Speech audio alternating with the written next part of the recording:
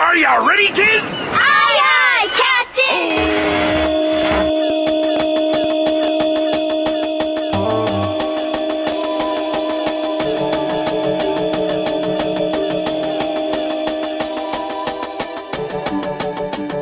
Our lives are so short. I really think that everyone should just do what they want. Yeah, El Centro is my hometown. And I was actually in the band when Mrs. Baker was a director. Really, I fell in love with playing guitars. You know, I've been here. I'm in my 20th year at Central right now. After a few years, I learned the video game industry is not for me. This job is amazing. Compared to any job I've had, I love this more than anything. What's up, everyone? Welcome back to Valley Vibes, where we spotlight the people's stories and spirit that make Imperial Valley shine. I'm Joshua. And I'm Brianna. Today we're turning the spotlight onto some of the most creative and inspiring people on our campus, the performing and fine arts teachers at Central Union High School. From the band room to the stage, from the art studio to the choir risers, these teachers don't just teach classes. They create spaces where students can express themselves, discover their talents, and feel like they truly belong. For so many students, these classrooms are more than just electives. They're safe spaces. They're confidence builders. They're where friendships are formed and passions are discovered.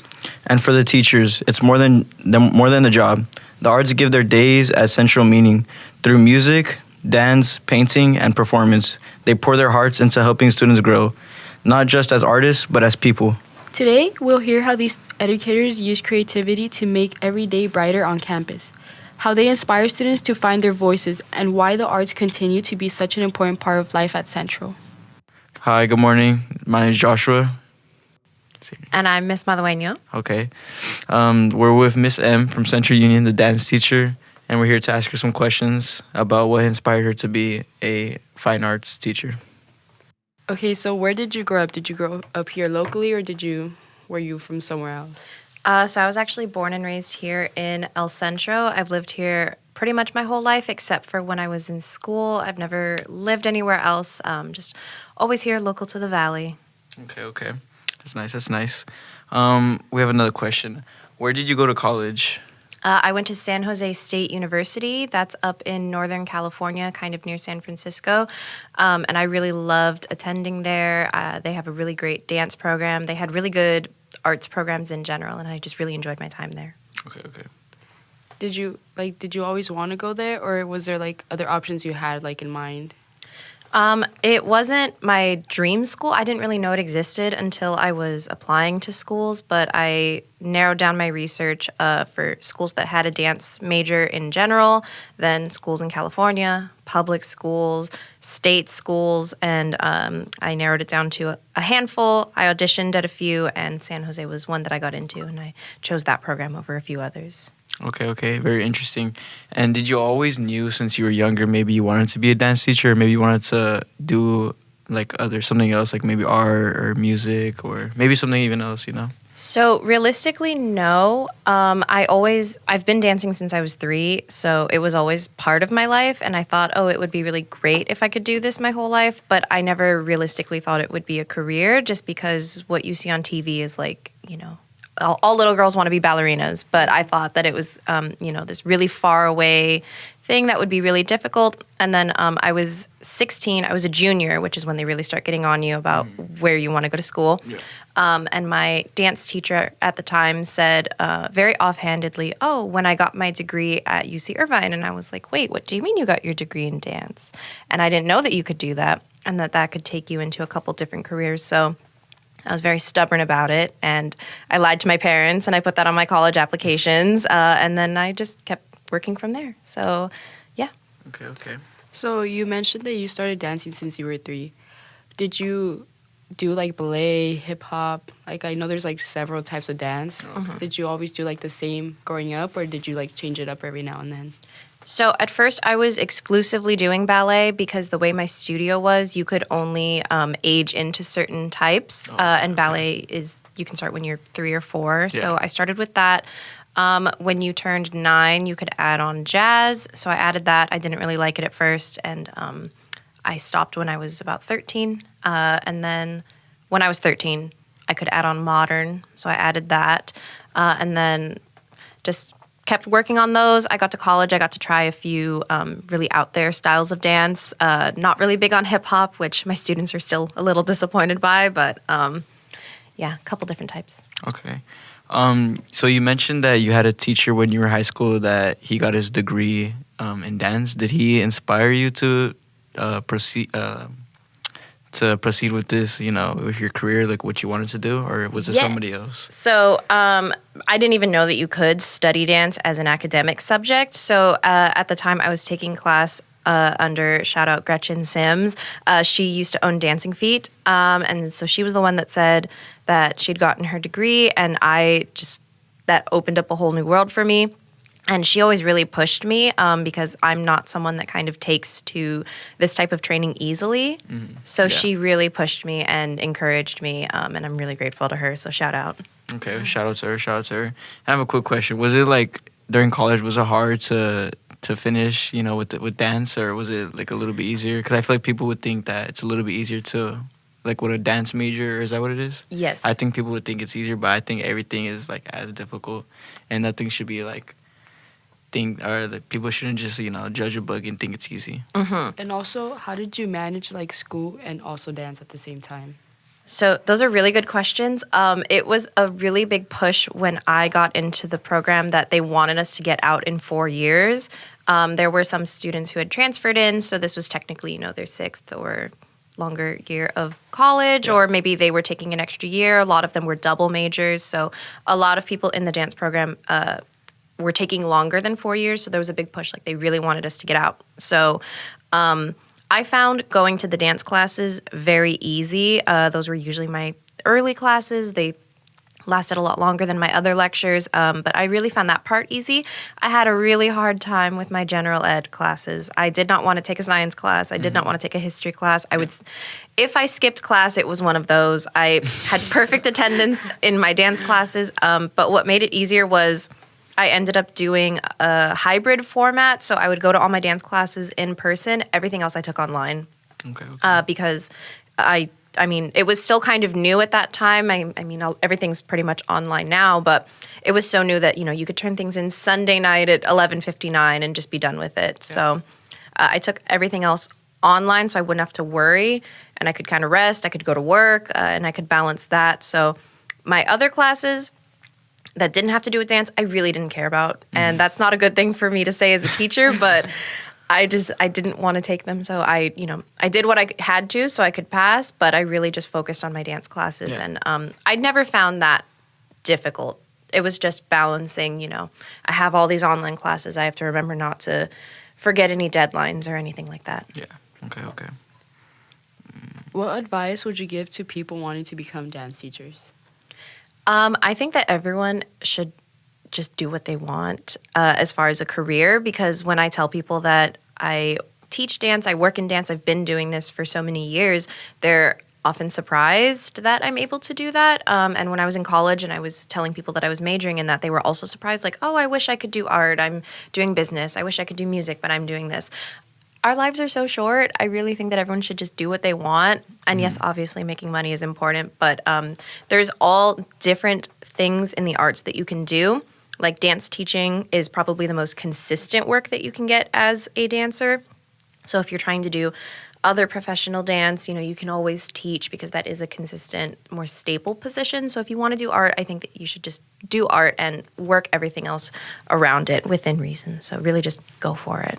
Okay. Well, I think those are some pretty good questions, and I appreciate you and for answering these questions for us. Thank you so much. Yes, but Yes, that's thank you it. for having Is me. that all the questions we have today? Yeah, Miss that M? is. Okay. Well, we're here with Valley Vibes, and we're here with Miss M from Central Union. Thank you so much. Thank you. Good morning. Today we're here with Mr. Gades, the music teacher at Central Union High School. I'm Brianna. And I'm Joshua. And today we have a few questions for you about, what inspired you to be a guitar teacher, or where'd you grow up, what school did you go to? So the first question we have for you today is, did you grow up here locally in the Valley, or did you grow up, San Diego or maybe LA? You know what? I'm Mr. Gady, and Glad to be with you here today. Thank you. Actually, I'm a native of El Centro, so I was born in El Centro. I'm the youngest of 5, so yeah, El Centro is my hometown. I grew up here, but later on I moved away from the valley. But as far as growing up, yeah, I'm a local. Went to the El Centro public schools. Went to 1 year to a private school in my elementary school years, and then I finished out like at Meadows Union. Oh, okay. For junior high, like Yeah. 5th through 8th grade, I think it was. Meadows is out by Holtville, correct? Yeah, Okay. it's in between El Centro and Holtville. Oh, Yeah, okay, country school. Yeah. Because my dad actually taught out there, so. Oh, okay. So, I noticed that you've always loved music. Did you always was this like your dream, or like was this your passion since you were younger? Or maybe you got a passion when you were in high school or middle school? That's a great question. Actually, I had influence from my family. So my grandma played piano. My parents sang in the church choir. And I found out later that my mom played a little bit of guitar. She also played clarinet. Oh, okay. So, and I remember I was the youngest, so Yeah. I saw my siblings, like my sisters were in orchestra. Central had an orchestra at the time. Oh, okay, yeah. And I grew up singing actually in church. So I was like 3 years old when I started singing. My grandma would play piano and I would sing at church. Okay. I was so I grew up singing since like 3 years old. Mhm. And I actually didn't take up guitar until I was in high school. Okay, yeah. But I had a passion for music, I think, just seeing, around me and participating in it with my family. Okay, yeah. So that, I think that was a big influence there. Yeah, okay. Okay, so how do you keep the students engaged and motivated in music, especially those who may not see it as a primary interest? Good question. I get a mix. A lot of students are interested in, because I currently teach guitar and choir. So guitar class, there's a lot of interest there. Yeah. It's a popular instrument, has been for many, many decades. So to keep students' interests, a lot of students are curious. They're like, hey, could I learn this instrument? So they come in and they're not sure. And most of my students, they haven't played guitar before. And that's the class is beginning guitar. Yeah. So I try to encourage them to say, hey, you know what? You can do this. Yeah. The biggest question I think I get is is this going to be hard? And for some students, it is, because it takes some dexterity to play this instrument. Also, it's really helpful to be a visual learner, because all the charts and the fingerings and how to play this instrument is very visual. Yeah. It's very kinesthetic as well. So some students find it really challenging. I really try to work with students by helping, peer help. Yeah. Students are really good about helping each other and encouraging each other, hey, you can do this. This is how you do it, right? So I do a lot of modeling for my students, but then I let them try it. Yeah. And the students tend to really help each other. But I find if they get a little bit of success right at the front, then they get hooked. They're like, ooh, I can do this. Yeah. This sounds kind of cool. Maybe, I can continue with this. So as far as that goes, just encouraging them and peer help seems to be a big help for students that are struggling. Okay.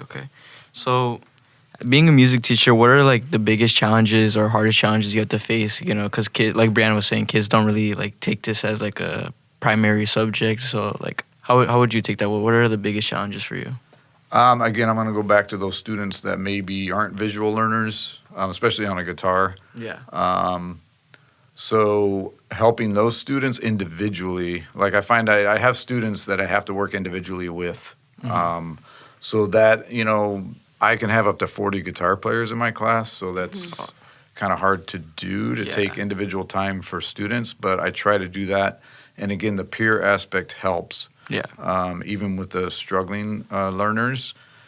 Out of all my years, I had one student that just was done. He just wasn't able. When I called the parent, it was like, hey, he's a stubborn kid. He's going to stick with his guns. So, one out of all those years, it was like, okay, all the other ones continued. I had a few, that transferred out or whatever.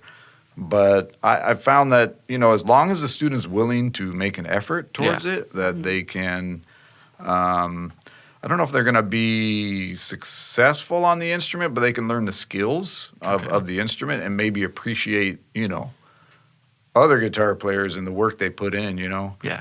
for the skill that they show or display. Okay. Okay, so I have one last question for you. What advice would you give to a high school student who is considering pursuing music in college or like as a career? Great question. I think it comes to what your question was earlier. What's your passion? What do you find that drives or motivates you? Like I said, I've always liked music. I think that's definitely part of it. You've got to have a desire, a passion to do it. Whether it's like guitar, singing, dancing, whatever the arts, offer. There's got to be some passion and desire there. It's got to be something that you enjoy doing. Yeah. Because there's always going to be, you got to work at it. It's Yeah. not just a passion. It's something you got to work at. I tell my students it's a lot like life. So, you may have things you enjoy doing, but if you want to get better at it, it's something you got to practice. So students looking for that opportunity in the arts, I think there's lots of opportunities here. At Central we have a bunch of opportunities, with the arts classes that we offer. Like Southwest offers like strings and orchestra, right? So there's different options for students. But outside of here, IBC does have some music classes that students can participate in. Also, there's local groups. I didn't know that. There's like master chorale. There's adult groups, but there's also groups that students could get involved in, outside of school. Okay. And a lot of my students are in groups, with their friends. Yeah. And garage bands, neighborhood groups. Yeah. So to start, that's a good place to start. So just get involved. And then there's plenty of colleges, to pursue in California and other states, that have really good music programs to build up your skills and to prepare you if that's like a vocation or an area you want to pursue. Yeah. Well, thank you so much, Mr. Gady. I think that's all the questions we have, and thank you so much for your time. I appreciate it so much for helping us. All right, you're welcome. Thank you, Mr. Gady. Thank you for having me. You too. You're listening to Valley Vibes, featuring a discussion with the Central Union High School Performing and Fine Arts teachers. All Valley Vibes episodes are available on the Spartan Sound Productions YouTube channel and wherever you get your podcasts, including Spotify, Apple, and iTunes.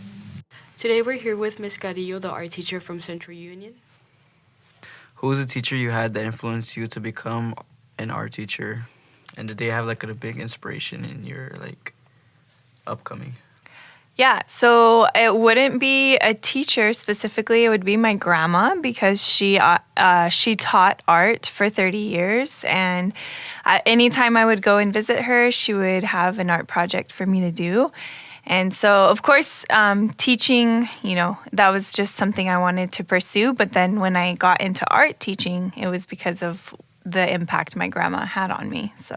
Okay. Oh, quick question. Did you ever try to do ceramics or maybe drawing or painting type of art, or was it you do drawing, right? More drawing, or is it both painting and drawing? I would say that my main emphasis in college was ceramics, actually. Oh, okay. And so I got to take Mr. Weaver when I was here at Central, and then after that, that's when I got an art minor in college, and that's when I was emphasizing in ceramics and clay. It was fun. So you had mentioned that you got inspired because of your grandma. Was this something you imagined you'd be doing since you were little, or did you have other plans in mind before?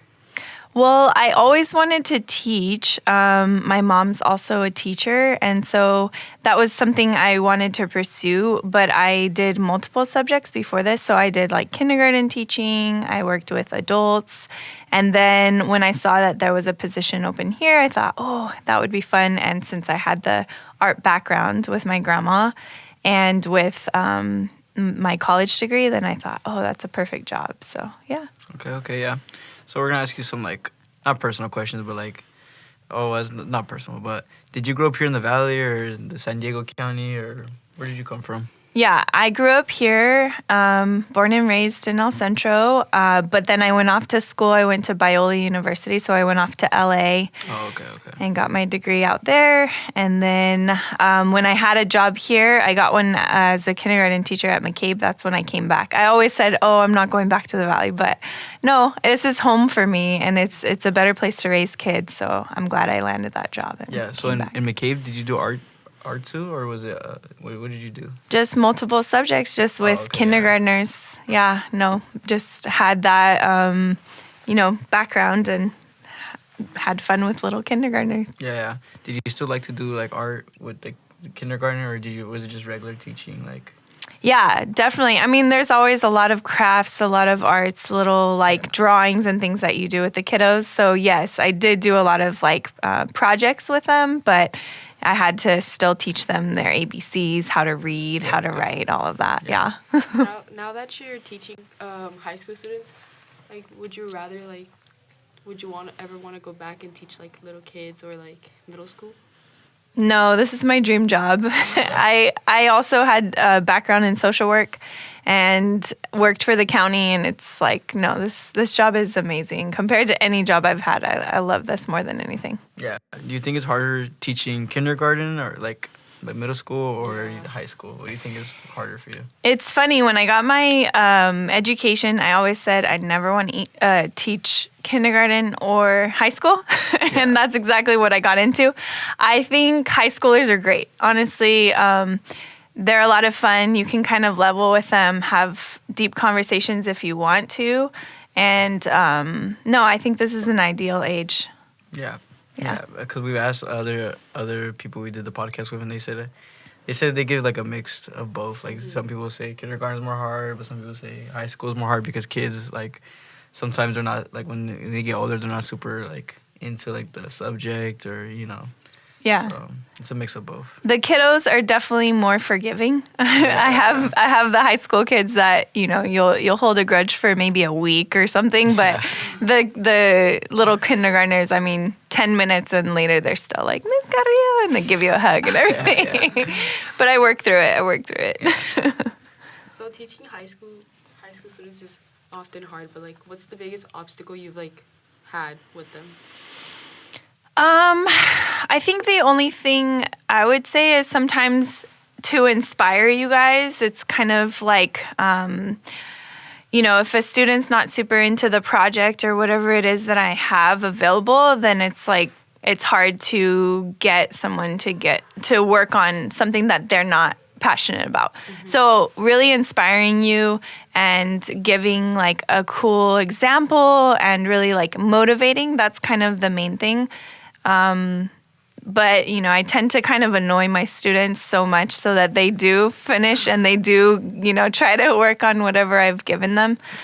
You might attest to that too, Joshua. I could, yes, for sure. But yeah, I mean, that's the main thing. And I try to really choose things that the students would be interested in. That way they're inspired and motivated to do the work. So. Mm-hmm. Okay, yeah. So what is some advice you would give students wanting to become art teachers?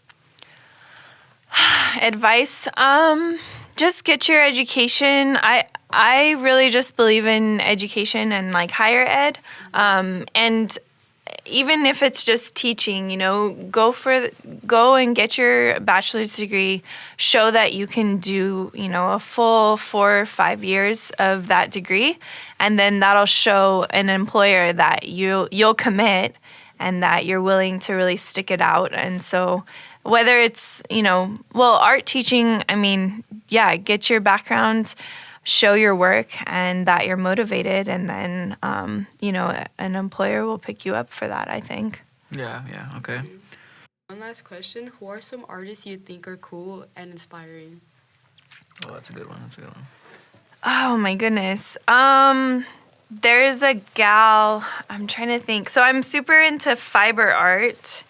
And I want to say the artist's name. She's really good. You might have to edit this out. All right. The artist would be Catherine Marchenko. She does textiles and beautiful, large crocheted fiber art pieces. Okay. So yeah, she's super inspiring with her work. Yeah. Do you get some inspiration from her? Like you want to not copy, but you want to try something like that, or do you think it'd be a little too difficult? I don't think nothing is difficult. I think everything is possible. But what do you think?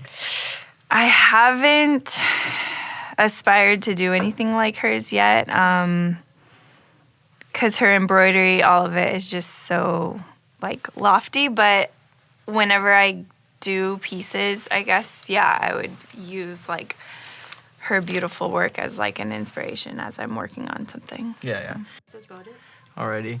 Well, thank you so much, Ms. Cardio, for your time and for helping us with the podcast. Awesome. Thank you so much. Yeah. Thank you. You're listening to Valley Vibes, featuring a discussion with the Central Union High School Performing and Fine Arts teachers. All Valley Vibes episodes are available on the Spartan Sound Productions YouTube channel and wherever you get your podcasts, including Spotify, Apple, and iTunes. Hello, we're here with Mr. Higgins today from Central Union High School. Okay, so today we're going to be asking you some questions. So why did you want to become an art teacher, and did you always want to be an art teacher, or did you have something different in mind, before becoming one? It's a fun question. So when I was young, I'm still young, thank you very much, 34. In high school, I always wanted to go into the gaming industry and make video games. I went to school, I got my degree in art, and I got my foot in the door in video games by working at Activision in 2016. There, I worked in their social media department, where I would intake data from the public on Twitter, Facebook, Reddit, and then I'd collate it and send it off to the development studio where they'd write bug reports. They'd fix things based off of what the public was seeing. After a few years, I learned the video game industry is not for me. I despised it. And so I ended up moving to Yuma, Arizona, where the opportunity to start teaching came up. That's how I became a teacher. I just went for it. I didn't have a degree in teaching. I have a degree in art. So I went for it in Yuma, Arizona, and was able to do it. Okay. Is there a teacher or someone in specific that inspired you to do what you're doing now? Yeah, so not necessarily, two people really. First is my cousin growing up. He's significantly older than I am, but he'd always done art. And he went the route of working for clothing companies, designing clothes and shoes and things like that. And I talked to him once, and he told me that if you're working in something you love to do, it's not really actually working. You're kind of just doing what you like to do every day. The second person was a professor I had in college. His name's Phil Demetriadis. He teaches at Fullerton Community College. I think he's still there. He does illustration and a lot of concept art stuff. And his tutelage and taking his classes really, it's hard to describe, but there's a moment where everything kind of clicks in your head. And that's where you know what you want to do, or you kind of know what path you want to try to go down. And working with him kind of helped me find that path. Okay, I know that some people are hesitant about this type of job, just thinking oh, is it gonna work out? Is it not gonna work out? Is this what I want to do when I grow up or not? So what advice would you want to give people wanting to become an art teacher? Just do it. I'm gonna quote the wise philosopher Shia LaBeouf when he said, "Just do it." I think a big thing with a lot of students or people is they're not willing to move. Sometimes they'll go to school, they'll get their degrees or certifications. Yeah, so I think I'm just going to start over. I think you got to just do it. To quote Shia LaBeouf, just do it. And I think a big issue is a lot of people aren't willing to move or go to somewhere that's offering them work. I'm originally from Los Angeles, not from here, but I moved out here because we got the opportunity to work. And one nice thing about teaching art, and this was actually when I was talking to interviewers and here and other places when I was applying for art, is that once you become a qualified art teacher and you're applying for an art teaching position, you're in competition with maybe the amount of people you can count on one hand.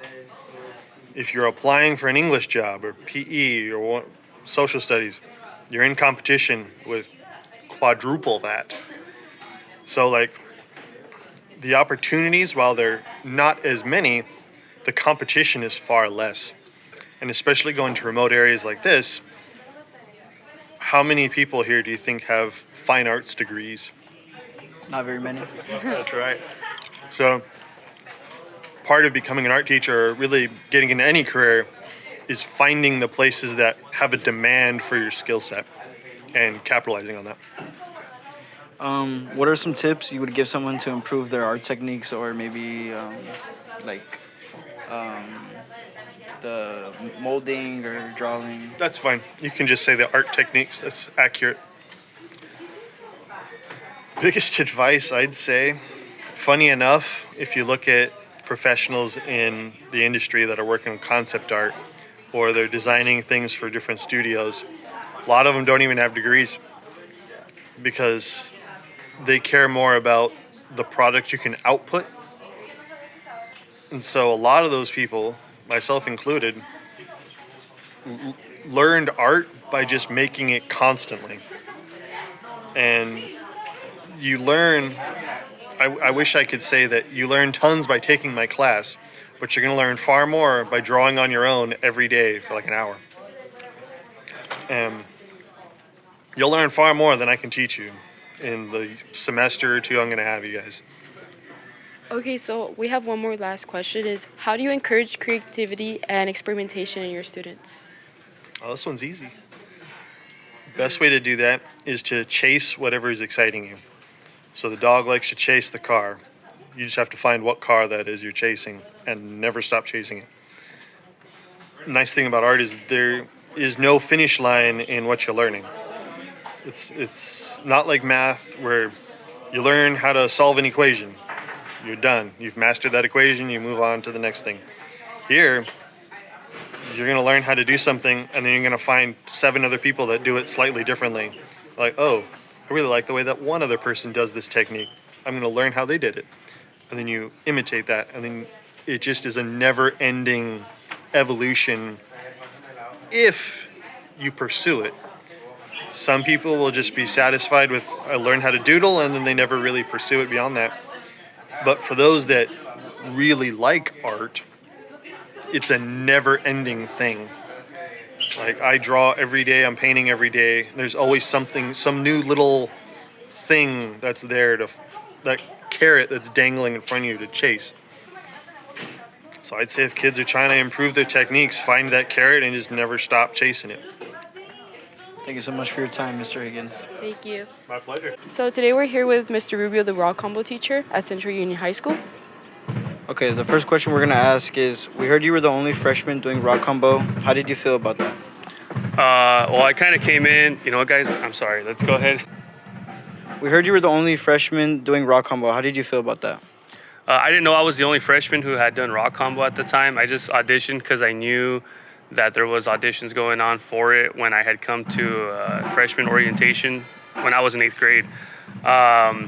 So I wasn't even aware of it. I just showed up, but I thought it was pretty cool to be the youngest one in there. It challenged me a lot, being with seniors that were way better than me at the time. And they went on to actually, all of them kind of went on to do really cool things with music. So I think that was a good way to start as a freshman. But it helped me learn a lot that I wasn't going to learn anywhere else, really, being with those other students, the seniors specifically at the time. Growing up, was there something else you wanted to do besides becoming a music teacher? And what made you decide to become one? Yeah, so, well, growing up, before I started playing guitar, I don't know, I would play sports, so I guess I just wanted to play sports because I was like in baseball, and I would play football and basketball and such. But really, as far as career path went, there was really nothing I really cared to do. I started playing guitar when I was 13, and I was in middle school, so by the time, really, I fell in love with playing guitar, so it kind of started there, and I think from then is when I knew I wanted to do music all the time, whether I was teaching it, performing, just doing anything with it that I could. So I think when I was 13, I kind of always wanted to be around music, and I got to do that by being a teacher here. And before here as well, I was also I would do after school instruction. I would do private guitar lessons. I would have my own curriculum as a private instructor, and I got to do lots of other things with it, both in education and just performance-wise that kind of satisfied that. Okay. Was there anyone in specific that inspired you to do what you're doing now? Funny enough, Dr. Tacky, being that he was a music appreciation teacher and rock combo teacher, I thought it was pretty cool that, he got to show us things with music that we probably didn't know of. So he's definitely one of them. Obviously, he's running this class now. And then when I got to Cal State LA, a lot of my teachers over there, specifically one of them named JP, we called him JP. He was a private instructor, but I thought it was pretty cool that he was, a gigging touring musician, and he'd be traveling all over the world, and then the next week be teaching classes. So, kind of being all over the place and having his different, outlets for his music, and being able to, live off of that and sustain himself with that, and also being a teacher. I would say that kind of made me realize that I could do this and still be a musician outside of my day job. Okay. So one last question is, what advice would you give to people wanting to become a rock combo teacher? I think you have to be kind of open to what the students are going to want to do, and I say that because obviously a lot of the things change throughout the years, throughout the decades that rock combo's been around. It's been different probably every single decade.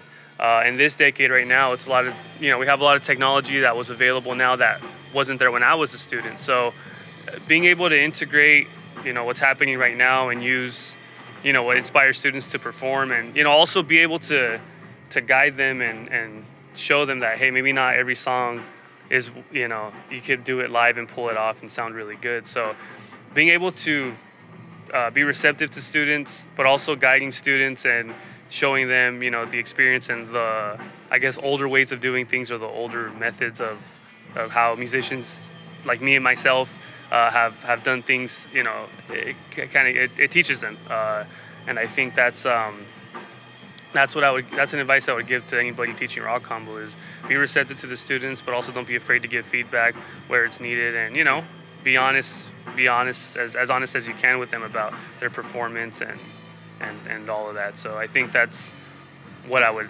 advise anybody. Thank you so much for your time, Mr. Rubio. Yeah, no problem.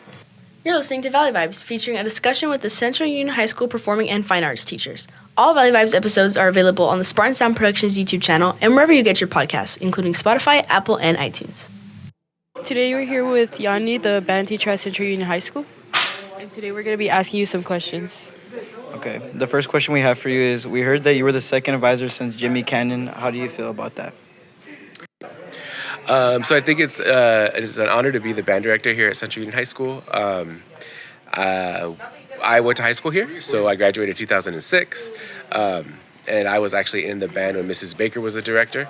And then I also studied music with Mr. Cannon. So I come from the tradition of Mr. Cannon and Mrs. Baker. So that's why I wanted to come and teach band here, because I'm part of that tradition. So it feels good to be able to continue the great traditions and the excellence that both Mr. Cannon and Mrs. Baker started, when they were the band directors. So I feel a great sense of duty and a great honor to be the band director here and continue the excellence that Central Band is known for.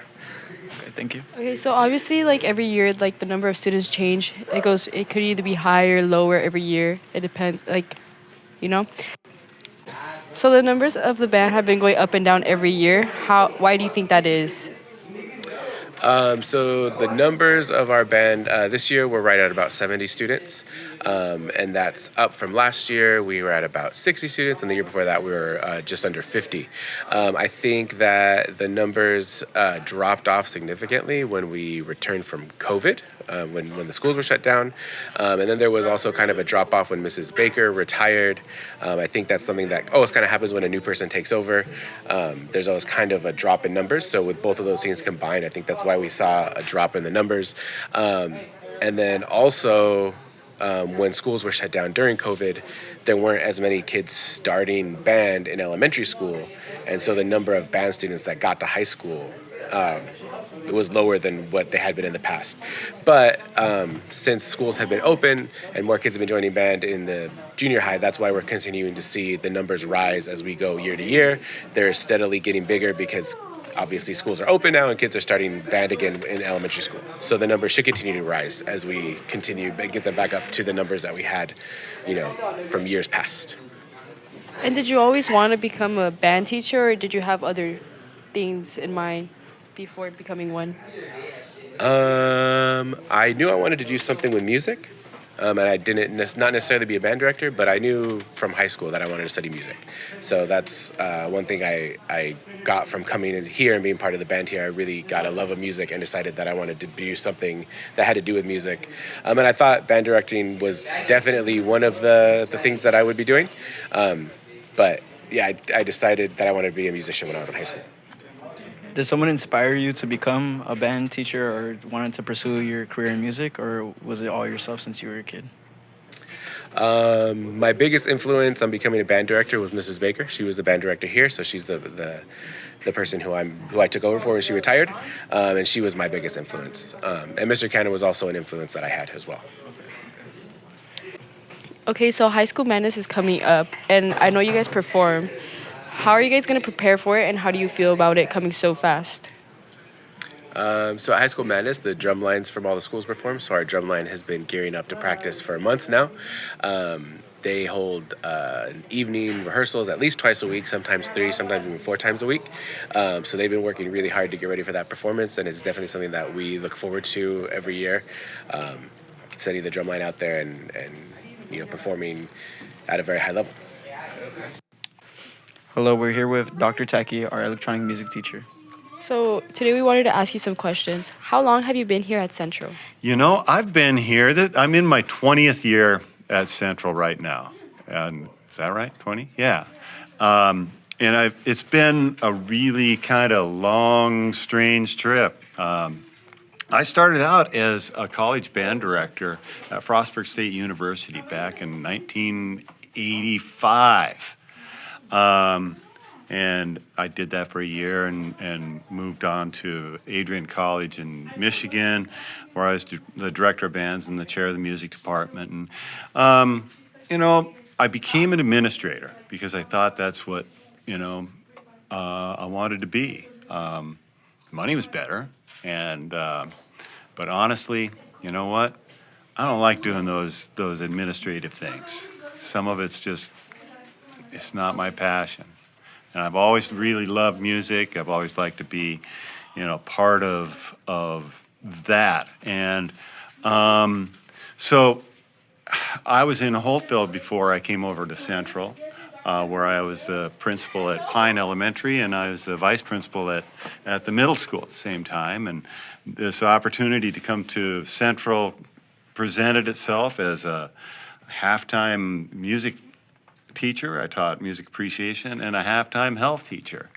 And so, I guess I was able to say, hey, I teach sex, drugs, rock and roll, But it's transformed to where now, I'm 100% doing this audio production stuff.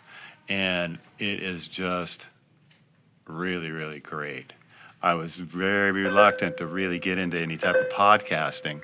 And I just didn't see the vision, but here we are with Valley Vibes, where we've got how many episodes? It's like crazy number of episodes, 80 something now. Yeah.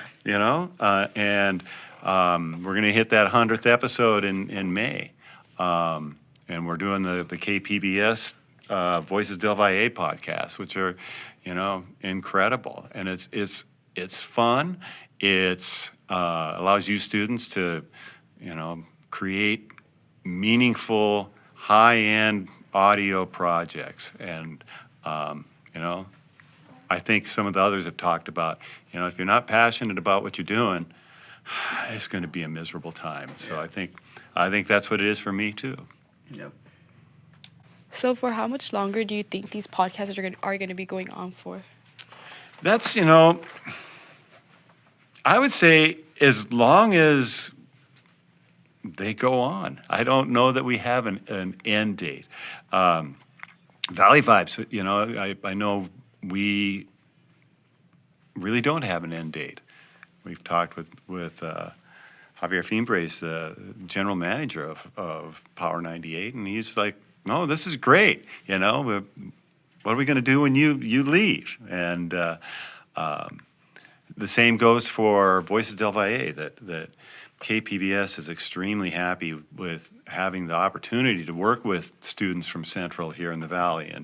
And you know, we're in season 2. That'll drop sometime later this year. Season 3, we're already identifying some potential episodes. So, you know, as long as we're providing quality content, I don't see it stopping. It's you know, it's getting better and better. We're making new partnerships, and it's a cool thing. Alrighty. Thank you so much, Dr. Techie. You bet. Wow, that was an amazing episode. I know, our teachers have such different backgrounds and so much experience. Exactly. Even though their journeys are all unique, they share one thing in common. A real passion for what they do and for the students they teach every day at Central. They don't just teach music, dance, or art. They create spaces where students can grow, feel seen, and discover what gives their own lives meaning. We're so lucky to have educators who bring creativity, heart, and inspiration to campus every single day. Thank you for listening to Valley Vibes. Be sure to tune in for some more stories that highlight the people who make our school and our community special. See you next time. This program was produced and brought to you by Spartan Sound Productions. Special thanks to all of the Central Union High School performing and fine arts teachers for sharing their journeys with us. Thanks also to Dr. Thomas Techie, creator and executive producer of Spartan Sound Productions, the administration of Central Union High School, Mr. Javier Fimbres, and Power 98 for hosting us, and to you, the listeners.